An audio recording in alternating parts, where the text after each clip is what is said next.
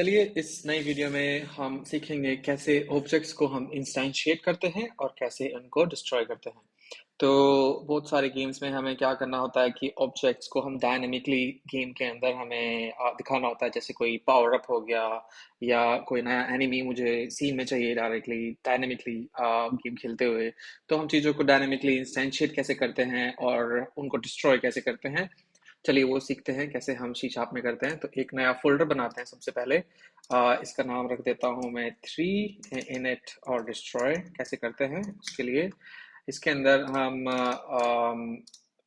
Folders बनाते हैं, एक सीन के लिए, एक स्क्रिप्ट के लिए, सीन्स, स्क्रिप्ट, और एक बनाते हैं हम प्रीफैब के लिए। ये भी देखते हैं प्रीफैब हम कैसे बनाते हैं और प्रीफैब हम कैसे इनिट और डिस्ट्रॉय करेंगे उसके लिए।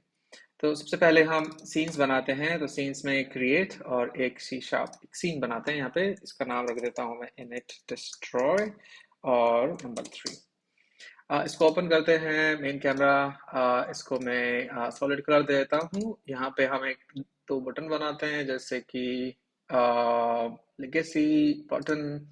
एक होगा इनिट करने के लिए और एक होगा डिस्ट्रॉय करने के लिए। इसका नाम रख देता हूँ इनिट, इसका नाम रख देता हूँ डिस्ट्रॉय। ये दो बटन्स हो गए हैं। इनका टेक्स्ट भी चेंज करते हैं। ये एक का नाम रख देता हूँ मैं इनिट, दूसरे का डिस्ट्रॉय। ये हो गए हैं। दोनों को मैं बेस्ट फिट करता हूँ ताकि वो हमें बड़ा बड़ा दिखाई दे। ये कैनवस जो है उसको मैं स्केल विद स्क्रीन साइज करता हूँ। ये तो रहने देता हूँ सेम। ये कांस्टेंट पिक्सल को हटा के स्केल विद स्क्रीन साइज, ताकि वो स्केल होता रहे जैसे जितनी बड़ी हमारी स्क्रीन होगी। अब ये जो दोनों बटन्स हैं इनको मैं थोड़ा बड़ा करता हूँ। एक को मैं रखता हूँ -100 पे और 100, और इसको मैं कर देता हूँ 150 और 100, इतना बड़ा कर देते हैं। डिस्ट्रॉय वाले को 100 पे डाल देते हैं। इनिट और डिस्ट्रॉय दोनों बड़े बड़े ठीक ठाक आ गए हैं। अब हम स्क्रिप्ट्स बनाएंगे। अपनी स्क्रिप्ट्स में गए, यहाँ पे एक स्क्रिप्ट बनाते हैं। इसका नाम रखते हैं इनिट डिस्ट्रॉय, जो हमारा ट्यूटोरियल का नाम है वही रख देते हैं। इसको ओपन करते हैं और इसको मैं बड़ा करता हूँ, थोड़ा और बड़ा करता हूँ, ज़्यादा बड़ा हो गया। ये ऐसे। चलिए ये सब यहाँ से हटाते हैं। सबसे पहले नेम स्पेस, ताकि कॉन्फ्लिक्ट ना हो। तो name space tutorial dot init destroy, ये हमारा नेम स्पेस हो गया। और इसको मैं खींच के नीचे ले जाता हूँ, इसको मैं साइड में करता हूँ थोड़ा सा। चलिए ये थोड़ा क्लीन अप करते हैं यहाँ से। तो ये है मेरी स्क्रिप्ट। इसमें मुझे क्या करना है, एक मेथड बनाना इनिट करने के लिए। तो पब्लिक वॉइड इनिट, ये एक मेथड बनाया इसके लिए। एक बनाते हैं डिस्ट्रॉय करने के लिए, पब्लिक वॉइड डिस्ट्रॉय। ऐसे ये दो मेथड बनाए। इनमें अभी फिलहाल मैं दीबग लगाता हूँ ताकि हम चेक कर सके हमारे बटन ठीक सा काम कर रहे हैं नहीं कर रहे हैं। तो दीबग डॉट लॉग इनिट, और इसका बनाता हूँ मैं दीबग डॉट लॉग डिस्ट्रॉय। तो ये अब इनको हम बटन के ऊपर असाइन करते हैं। तो ये जो बटन्स हैं यहाँ पे, पहले मैं स्क्रिप्ट के लिए एक ऑब्जेक्ट बनाता हूँ, इनिट डिस्ट्रॉय नाम रख देते हैं उसका, और ऐड कंपोनेंट और इनिट डिस्ट्रॉय। और ये जो बटन्स हैं इन दोनों के ऊपर लिस्टनर लगाते हैं। यहाँ पे गए बटन में, और हाँ ये सिलेक्ट नहीं हो रहा है, अभी दिखाई दे रहा है। ये दोनों को सिलेक्ट करके प्लस बटन दबाइए, ये यहाँ पे ड्रैग एंड ड्रॉप, और ये इनिट डिस्ट्रॉय यहाँ पे आ जाएगा। और एक में इनिट और दूसरे वाले में डिस्ट्रॉय। ठीक है, ये लगाए हैं, रन करते हैं तो चेक करते हैं ये प्रिंट कर रहा नहीं कर रहा है। तो इनिट पे देखिए इनिट प्रिंट हो रहा है कंसोल में, और डिस्ट्रॉय पे डिस्ट्रॉय भी क्लिक प्रिंट हो रहा है। तो हमारे बटन ठीक ठाक काम कर रहे हैं। चलिए अब हम ऑब्जेक्ट को इनिशियलाइज करते हैं। तो एक तरीका है कि मैं डायरेक्टली जो प्रिमिटिव हमारे ऑब्जेक्ट्स होते हैं यूनिटी के साथ जो आते हैं, जैसे क्यूब हो गया, स्फेयर हो गया, कैप्सूल हो गया, उन्हीं को हम इंस्टेंशिएट करते हैं। तो जैसे इसका नाम रखता हूँ मैं क्यूब गेम ऑब्जेक्ट, और मुझे नया बनाना है। तो मैं क्या करूँगा, यहाँ पे लिखूंगा game object dot create primitive. ठीक है, और जैसे ही देखिए ये ब्रैकेट लगाऊंगा तो यहाँ पे मुझे मिल जाएगा। देखिए स्फेयर बना सकता हूँ, कैप्सूल बना सकता हूँ, ये सब। तो मैं क्यूब लेता हूँ, ये क्यूब ऐसे। चलिए इसको देखते हैं ये बनेगा नहीं बनेगा। नया ऑब्जेक्ट, और इसको रन करते हैं। और ये मैं थोड़ी सी हटा देता हूँ क्योंकि वो 3D ऑब्जेक्ट है। तो ऐसे देखते हैं, इनिट इनिट, ये देखिए क्यूब यहाँ पे बन रहे हैं इधर। ये देखिए यहाँ पे ये क्यूब्स बन के आ गए हैं। दो क्यूब है पर वो उनकी पोजीशन सेम ही जगह, एक ही जगह। ये देखिए दो क्यूब्स बन के आ गए। अगर मैं फिर से क्लिक करूँ, क्लिक क्लिक क्लिक, ये देखिए कितने क्यूब्स आ गए हैं। एक इधर है, एक और है यहाँ पे। ये देखिए उनकी सबकी पोजीशन एक ही जगह है, इसलिए वो यहाँ यहाँ पे दिखाई नहीं दे रहा। ये देखिए दो तीन। तो इनकी पोजीशन चेंज करते हैं और इनको डिस्ट्रॉय करते हैं। तो मैं इनको स्टोर कर लेता हूँ पहले एक लिस्ट के अंदर, ताकि हम इनको डिस्ट्रॉय भी कर सके उसी लिस्ट के थ्रू। तो एक प्राइवेट लिस्ट बनाता हूँ यहाँ पे, प्राइवेट लिस्ट। और इस लिस्ट होगी गेम ऑब्जेक्ट टाइप की। ये जो गेम ऑब्जेक्ट है हम इसके अंदर स्टोर करेंगे। तो इसका नाम रखता हूँ मैं क्यूब्स फिलहाल। और जब मैं इनिट करूंगा, मैं पहले चेक करूंगा कि इसको हटा देते हैं लोग को क्योंकि काम कर रहा है। चेक करूंगा कि मेरी जो क्यूब्स जो लिस्ट है ये नल तो नहीं है, क्योंकि लिस्ट को हमेशा इनिशियलाइज करना होता है। तो जैसे cubes equals to new list बनानी पड़ती है ऐसे, क्योंकि उसको स्पेस चाहिए मेमोरी में। और ये डायनामिक टाइप की लिस्ट है तो वो पहले मेमोरी असाइन करेगी। तो ये आ गया और इसमें क्या करूंगा, अब जो क्यूब्स हैं डॉट ऐड कर दूंगा इसमें। ये क्यूब यहाँ पे ऐसे ये ऐड हो गया। तो अब मेरी लिस्ट के अंदर क्यूब्स आ गए। अब जब डिस्ट्रॉय करेंगे, डिस्ट्रॉय कॉल तो हो ही रहा है, इसको हटा देते हैं। प्रिंट तो हो ही रहा है। तो अब मुझे क्या करना है, मुझे चेक करना है पहले जो जो लिस्ट है क्यूब की, उसमें एलिमेंट्स है कि नहीं है, कि क्या कोई ऑब्जेक्ट है या नहीं। तो जो ये काउंट है, अगर ये काउंट बड़ा हुआ जीरो से तो ही हम डिस्ट्रॉय करेंगे, नहीं तो हम क्या प्रिंट कर देंगे कि नो ऑब्जेक्ट टू डिस्ट्रॉय। ऐसे यहाँ पे लोग लगा देंगे नो ऑब्जेक्ट टू डिस्ट्रॉय, ताकि हमें पता चले कि लिस्ट खाली होगी। और जब अगर उसमें मुझे ऑब्जेक्ट मिल गया है तो हम सबसे पहले लास्ट वाला ऑब्जेक्ट हम डिलीट करते हैं। आप पहला भी डिलीट कर सकते हो, तो मैं सबसे लास्ट वाला डिलीट करता हूँ। तो क्या करना है, एक वेर क्यूब ऐसे लेता हूँ, लिस्ट में से निकालते हैं तो क्यूब्स में से निकालेंगे। मुझे सबसे लास्ट वाला चाहिए, तो जो क्यूब्स का जो काउंट है ये मुझे देगा सबसे लास्ट वाला। ठीक है, पर लिस्ट का जो इंडेक्स शुरू होता है जीरो से होता है, इसलिए मुझे -1 करना होगा।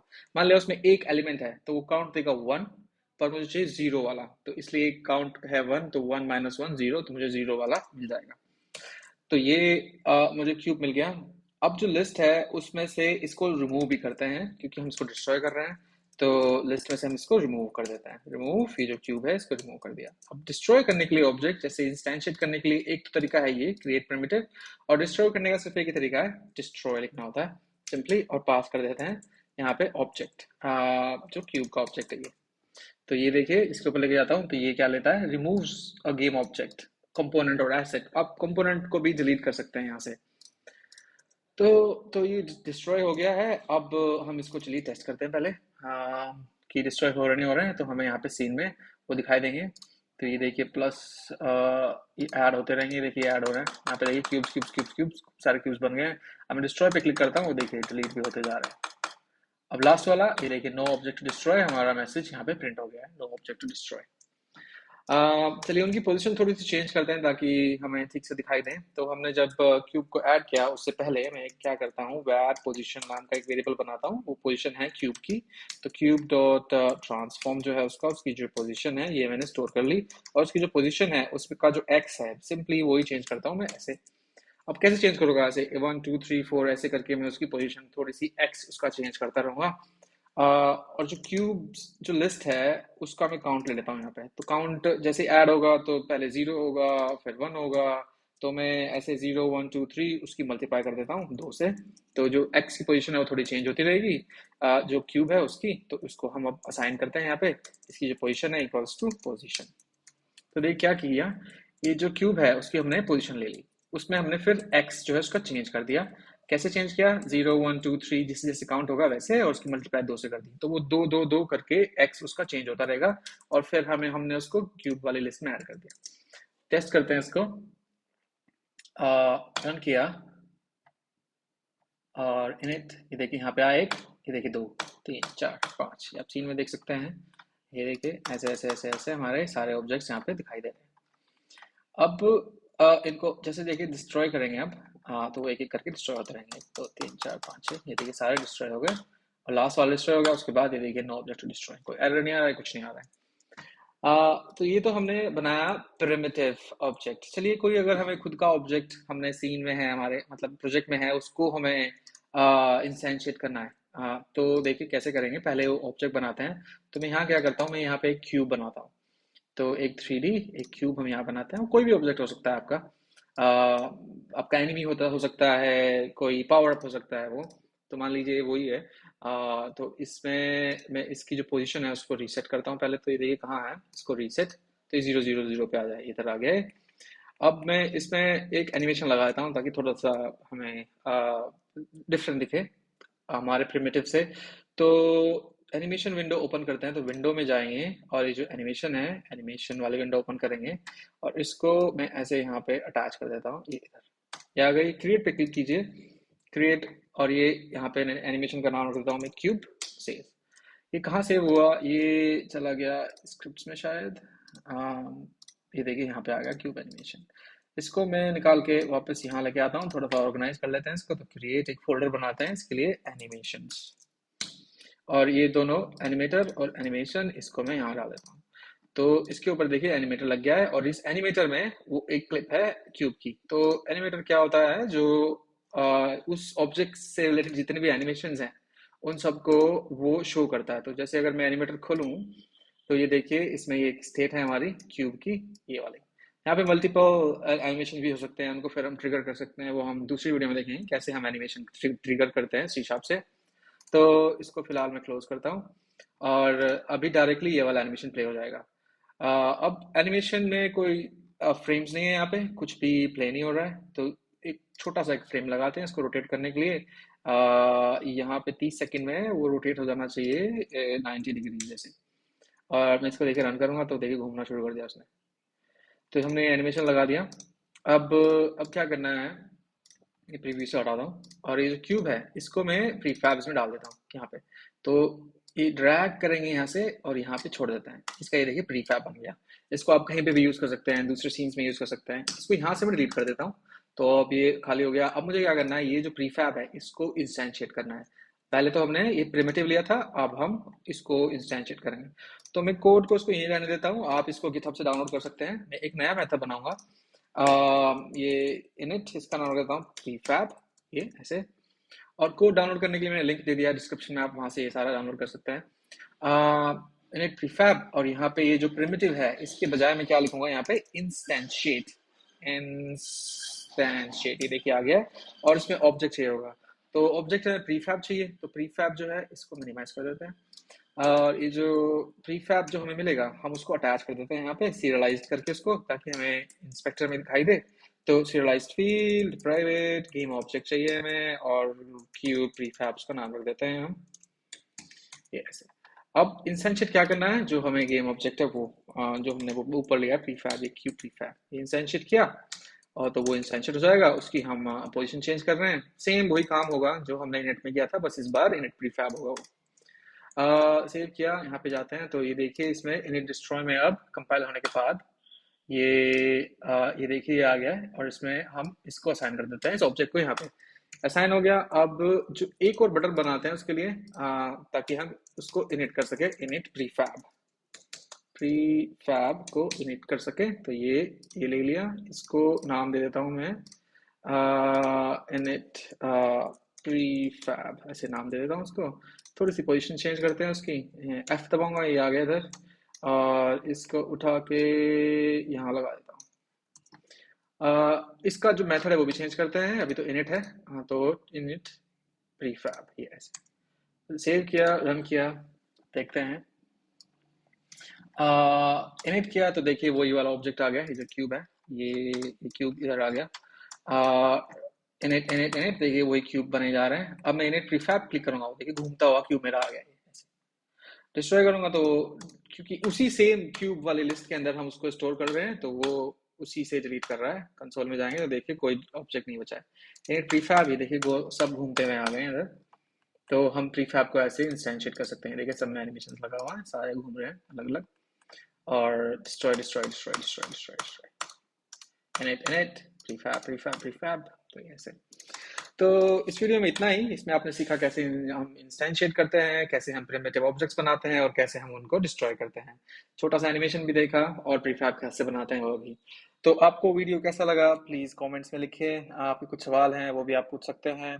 प्लीज़ लाइक कीजिए, सब्सक्राइब कीजिए।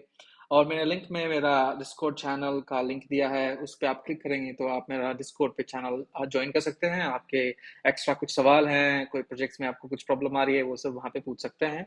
और अगर आपको कोई कोर्सेज ज्वाइन करने हैं, आपको डायरेक्टली ऑनलाइन क्लासेस लेनी है मेरे से, तो वो भी आप ले सकते हैं। Thank you.